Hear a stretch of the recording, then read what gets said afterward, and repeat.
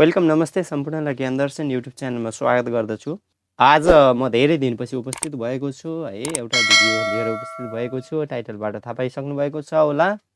भन्दै यदि नयाँ हुनुहुन्छ भने यो च्यानलमा सब्स्क्राइब गरिदिनु होला, नजिकै रहेको बेल आइकन पनि प्रेस गरिदिनु होला।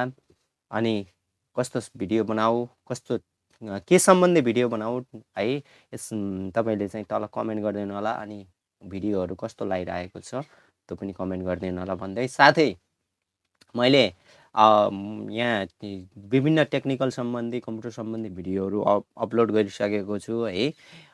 तपाईहरूले त्यहाँ गएर हेर्न सक्नुहुन्छ।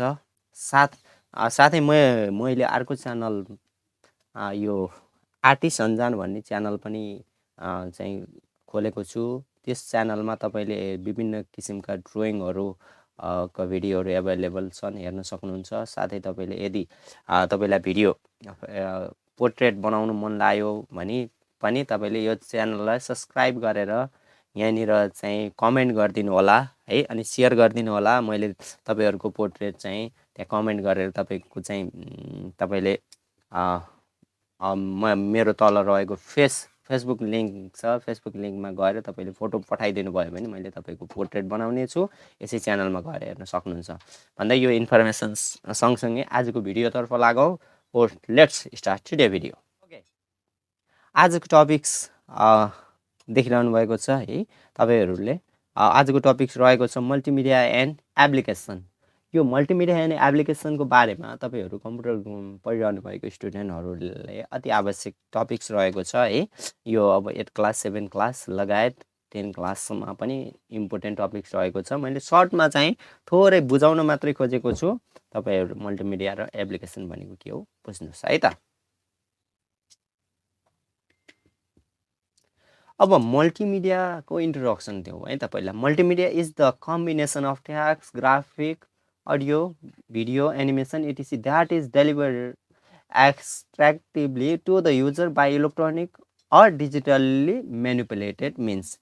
मल्टिमिडिया भनेको एउटा यस्तो मिडिया हो जुन है विभिन्न मिडियाहरू मिलेर बनेको हुन्छ। जस्तै text, graphic, audio, video, animation, यी विभिन्नलाई चाहिँ इलेक्ट्रोनिकली म्यानिपुलेटेड गरेर बनाइन्छ भने that is multimedia. Yes, in simply we can say that है। अब मल्टिमिडिया का एलिमेंट भन्यो भने that the element or component of multimedia is the text and the image or graphic and audio, video and animation that are the multimedia its element.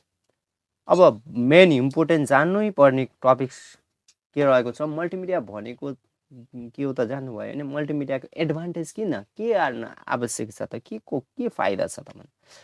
It's make the teaching learning easier and effective in classroom. मल्टिमिडियाले teaching learning चाहिँ effective र easier बनाउँछ क्लासरुममा। जस्तै multimedia tools and technology भन्यो भने projector हो हैन, अनि स्पिकर, पावर पोइन्टको चाहिँ सफ्टवेयरहरू युज गरेर स्लाइडहरू देखाएर यदि चाहिँ लर्निङ गराइन्छ। अहिले जस्तै यो कोभिडको बेलामा पनि जुम क्लास, अनलाइन क्लास भइरहेछ नि, यो मल्टिमिडिया हो। One of the multimedia tools and technology use भएर भइरहेको छ।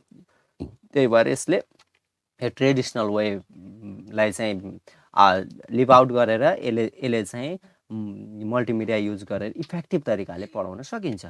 It's make the presentation better, more attractive, clear and accurate. मल्टिमिडियाको प्रेजेन्टेसनलाई पनि एट्र्याक्टिभ बनाउँछ, किनभने मल्टिमिडिया भनेपछि साउन्ड, अडियो, भिडियो हैन, एनिमेसन हो। यो जति एनिमेसन, साउन्ड, अडियो, भिडियो गराउन सकिन्छ त्यति नै प्रेजेन्टेसन एट्र्याक्टिभ हुन सक्छ। It help to make interesting types of video game, movie and cartoon. जस्तै अब तपाईहरुले भिडियो गेमहरू खेल्नुहुन्छ हैन, मुभीहरू हेर्नुहुन्छ अनि कार्टुनहरू हेर्नुहुन्छ, इन्ट्रेस्टिङ गराउँछ कसले त, मल्टिमिडियाले। It use to develop an interactive web page. Web page पनि इन्टरेक्टिभ हुनको लागि त्यहाँ मल्टिमिडियाको युज हुन्छ। अडियो, भिडियो, साउन्डहरू, एनिमेसनहरू भयो भने यसले के गर्छ त, के अरे वेब पेजहरू पनि, वेबसाइटहरू पनि एट्र्याक्टिभ गराउने गर्छ। It use to prepare an interesting and eye catching advertisement. एडभर्टिजमेन्टहरू पनि हैन तपाईहरुले चाहिँ देख्न सक्नुहुन्छ कस्तो चाहिँ आई क्याचिङ र चाहिँ एट्र्याक्टिभ इन्ट्रेस्टिङ एडभर्टिजमेन्टहरू बनिरहेको हुन्छ। यो केबाट भन्दा मल्टिमिडियाकै युजबाट। यो त के भयो, एडभान्टेज अफ मल्टिमिडिया। अब यसका डिसएडभान्टेजतिर जाउँ है त। अब डिसएडभान्टेज अफ मल्टिमिडिया भन्दाखेरि है, अब it it is expensive system to install or establish गर्नलाई जडान गर्नलाई सुरुमा चाहिँ यो अलिक महँगो छ है। जस्तै अब तपाईँहरू मल्टिमिडिया युज गर्नु पऱ्यो भने अब क्यामेरा स्पिकर होइन प्रोजेक्टर अथवा अरू मल्टिमिडिया टुल्स टेक्नोलोजी चाहियो होइन। कम्प्युटर होइन, हाई ग्राफिकवाला कम्प्युटर, हाई प्रोसेसर ग्राफिक भएको होइन, यो चाहिँ एक्सपेन्सिभ हुन्छ।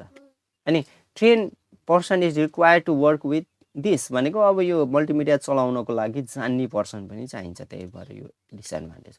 Multimedia file are too large and occupy more space. अब मल्टिमिडिया फाइल हाई ग्राफिक भएको होइन, हाई चाहिँ युज भएर बनेको चिजहरू फाइलहरू चाहिँ जुन चाहिँ अलिकति लार्ज हुन्छ अनि यसले चाहिँ स्पेस पनि बढी खान्छ, यो disadvantage. It may not suitable for every user भनेको सबैजनालाई यो सुइटेबल छैन, किनभने all of don't know about the multimedia.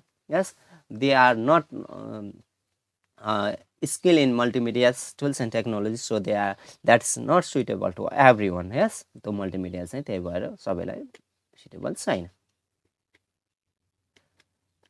अब another is the where the multimedia are used. Application of multimedia.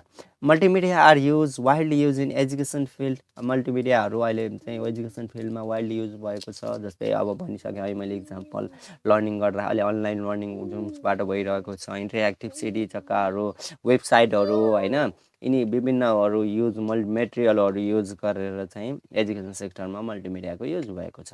Health sector, in health sector also multimedia use. Yes, today's also यत many health sanitization program are organize है।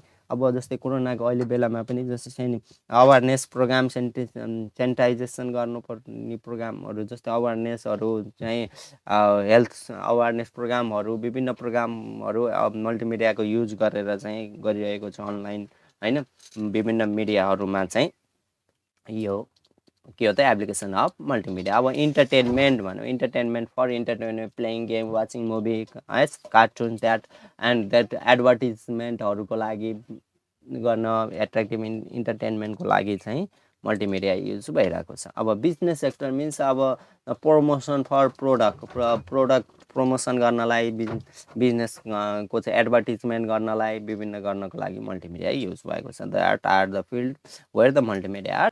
यति नै थियो आज मल्टिमिडियाको बारेमा थोरै मैले डिस्कसन गरेको है। मल्टिमिडियाको advantage, multimedia advantage, disadvantage, application area है।